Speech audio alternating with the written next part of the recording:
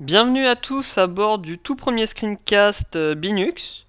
Aujourd'hui, nous allons partir à la découverte de WordPress, qui est donc l'outil retenu dans l'offre Votre blog by Binux. Hop, donc voilà, on se retrouve face à un WordPress fraîchement installé. Donc l'installation par défaut avec le petit billet et commentaire automatique. On va donc se connecter à l'interface d'administration pour pouvoir gérer tout ça. Donc il y a le petit lien sur le côté connexion. On se retrouve donc face au formulaire d'identification. On saisit son identifiant et son mot de passe et on clique sur se connecter. Voilà, on est donc face à l'interface d'administration de son blog qui s'appelle donc le tableau de bord. Tableau de bord qui par défaut contient énormément d'informations. Donc ça c'est très simple à nettoyer. On clique sur options de l'écran et on désélectionne les blocs que l'on ne veut plus voir. Hop là, allons-y gaiement. On va en laisser 2. Après c'est à l'appréciation de chacun. On referme et voilà.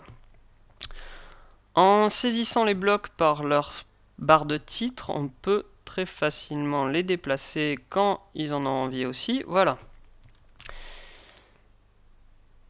Donc un tableau de bord allégé.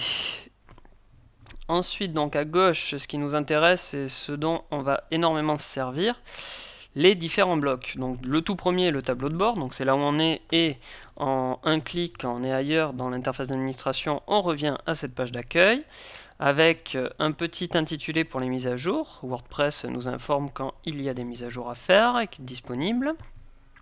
Ensuite, un bloc concernant la publication des articles et autres contenus.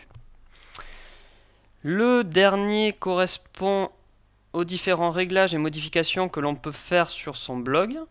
Et ensuite, il y a un dernier bloc dont on ne s'occupe jamais, qui s'appelle Performance et qui est propre à Binux. C'est pour la mise en cache afin que le blog aille le plus vite possible, on va dire. Bon, ben j'espère que ce screencast vous aura plu. J'essaie de le faire relativement court afin que les informations passent le mieux possible. N'hésitez pas à donner votre retour. Et si les retours sont positifs, je pense continuer cet exercice. À bientôt!